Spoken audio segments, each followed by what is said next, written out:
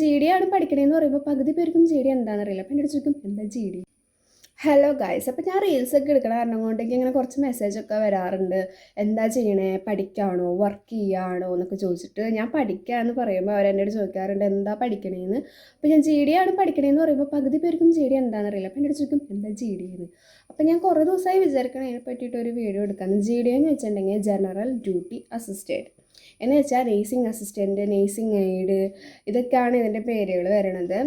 പിന്നെ ഇതിൻ്റെ ജോലി എന്താണെന്നൊക്കെ എവിടെയൊക്കെ വർക്ക് ചെയ്യാൻ പറ്റും എന്ന് ചോദിച്ചാൽ hospitals, clinics, old age homes, അവിടെയൊക്കെയാണ്. ഇപ്പോൾ നേഴ്സിംഗ് പഠിക്കാൻ താല്പര്യമുണ്ട്. ഇനിയിപ്പോൾ ഒരു 3 വർഷം 4 വർഷമൊക്കെ നേഴ്സിങ്ങിന് വേണ്ടി കളയാൻ താല്പര്യമില്ല, അങ്ങനെ പെട്ടെന്ന് ജോലി വേണം, അങ്ങനെയുള്ള ആൾക്കാർക്കൊക്കെ പറ്റിയൊരു ഓപ്ഷനാണ് ഈ നേഴ്സിംഗ് അസിസ്റ്റൻ്റ് എന്ന് പറയുന്നത്. കാരണം ഞാനിപ്പോൾ പഠിക്കുന്നത് 6 മാസത്തെ കോഴ്സാണ് പഠിക്കുന്നത്. പിന്നെ ഇതിൽ +2 കഴിയണതില്ല. 10 കഴിഞ്ഞാലും നമുക്കിത് പഠിക്കാം. പിന്നെ പുറത്തേക്ക് പോകാനാണെങ്കിലും നല്ല ഓപ്പർച്യൂണിറ്റീസ് ഉള്ളതാണ്. പിന്നെ നിങ്ങൾക്ക് ഇതിനെ പറ്റിയിട്ട് ഇങ്ങനെ ഡീറ്റെയിൽ ആയിട്ട് എന്തെങ്കിലുമൊക്കെ അറിയണമെന്നുണ്ടെങ്കിൽ എനിക്ക് എന്തായാലും DM ചെയ്യാം. അപ്പോൾ ഞാൻ അടുത്ത വീഡിയോ എന്തായാലും അതിനെപ്പറ്റി ചെയ്യാം.